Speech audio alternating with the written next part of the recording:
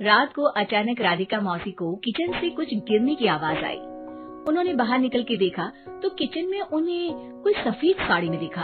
वो चीख पड़ी, हे भगवान, आलतू जलाल तू आई भला को टाल तू, आलतू जलाल तू आई भला को टाल तू। राधिका मौसी को चीखते सुनकर श्रवण बाहर आता है भागते हुए। अरे माँ, क्या हुआ? क्या देख लिया? दादी माँ आ गई क्या सपने में? अरे बेटा, रसोड़े में देख तो कौन है? श्रवण रसोड़े में झांक कर देखता है और उसे कोई नहीं दिखता अंदर। अब रसोड़े में तो कोई नहीं है माँ। कोई सफेद साड़ी में नहीं है क्या? नहीं माँ, कोई भी नहीं है। चिल्लम चिल्ली की आवाज सुनकर काजल भी वहाँ आ जाती है। अब क्या हो गया माँ जी? अरे बेटा, रसोड़े में एक चुड़ैल थी सफेद साड़ी में। अरे क्या कर रही थी वो अंदर?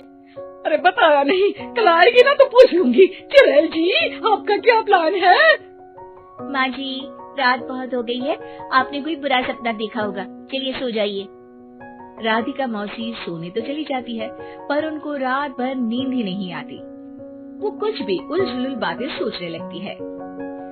कहीं चुड़ैल की वजह से तो घर में टेंशन नहीं हो रहा, कहीं उसी की वजह से तो वो दादी नहीं बन पा रही। सुबह जब राधिका मौसी रसोड़े में छानबीन करती है तो पाती है कि नींबू का अचार गायब है। चुड़ैल नींबू का अचार ले गई, मुझे तो ठीक नहीं लग रहा कुछ। चुड़ैल को भी पता है कि जिंदगी का असली मजा तो खट्टे में ही है। राधिका मौसी झट से श्रवण को फोन कर देती है। बेटा, मुझे समस्या समझ में आ गई है, हमें एक तांत्रिक की जरूरत है। अरे क्या बोल रही हो माँ, तांत्रिक की क्या जरूरत है? आप पूजा पाठ तो कर ही रही हो ना। आलतू जलालतू मंत्र सारे फालतू जैसे कुछ मंत्र पढ़ो, चली जाएगी अपने आप चुड़ैल। अरे नहीं बेटा, कभी चुड़ैल को कम नहीं समझते।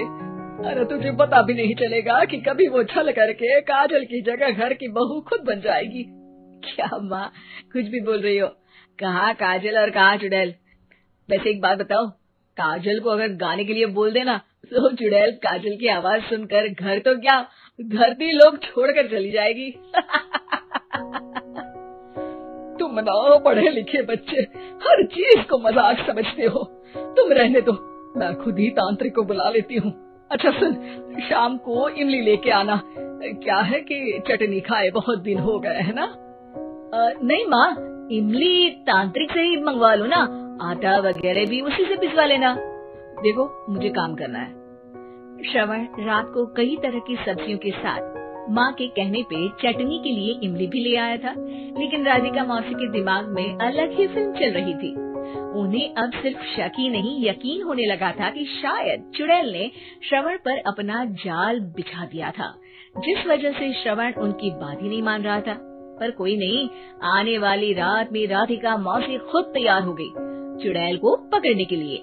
रुद्राक्ष की माला, तुलसी का पत्ता, हनुमान चालीसा सब हाथ के पास ही था, बस चुड़ैल का इंतजार था। और जैसा राधिका मौसी ने सोचा था वैसा ही हुआ। वो चुड़ैल उस रात भी आई, पर वो राधिका मौसी से तेज निकली और राधिका मौसी के उसे पकड़ने के पहले ही वो भाग खड़ी हुई।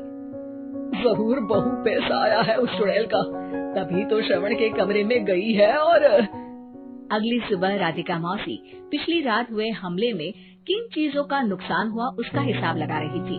उनके खेमे से एक आम के अचार की शीशी भी गायब हो चुकी थी और वो इमली भी जो कल श्रवण लेकर आया था।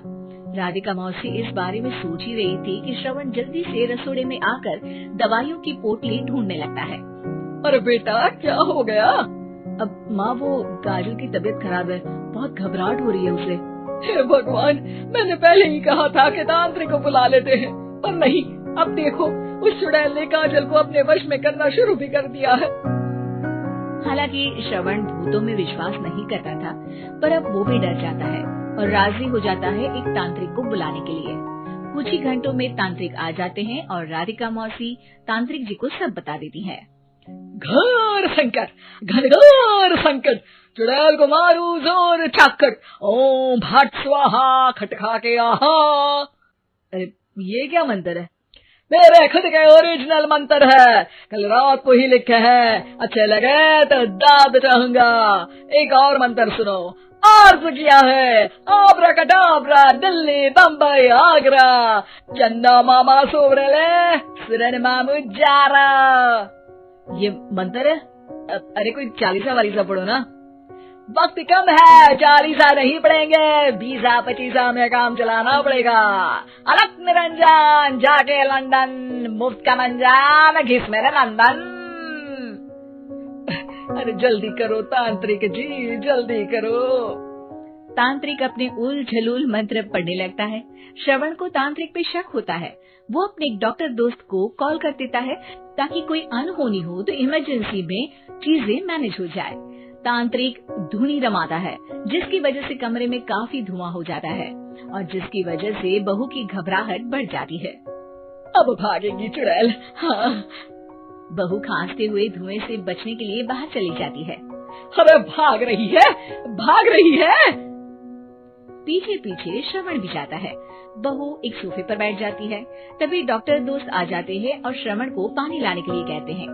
थोड़े चेकअप के बाद डॉक्टर कहते हैं, मेरे हिसाब से जाप का काम पूरा हो गया है। क्या मतलब? अरे कुछ भी नहीं माँ, कोई चुड़ैल नहीं है, खुशखबरी है, आप दादी बनने वाली हैं। मगर वो सब अचार के डब्बे। श्रवण दोनों अचार के डब्बे अपनी माँ को दिखाता है, जो कि उनके बिस्तर के नीचे छुपे हुए थे। आपने सही बोला था माँ, वो चुड़ैल काजल ही थी जो खट्टा खा रही थी। हमें कल ही पता चला, पर हमने आपको ये तांत्रिक वाला काम करने दिया ताकि आपको भरोसा हो जाए कि भूत वगैरह कुछ होता ही नहीं।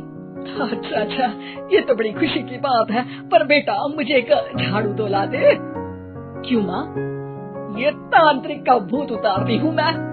अब तांत्रिक राधा मौसी के डर से घर से बाहर निकलता है और राधा मौसी उसके पीछे भागती है।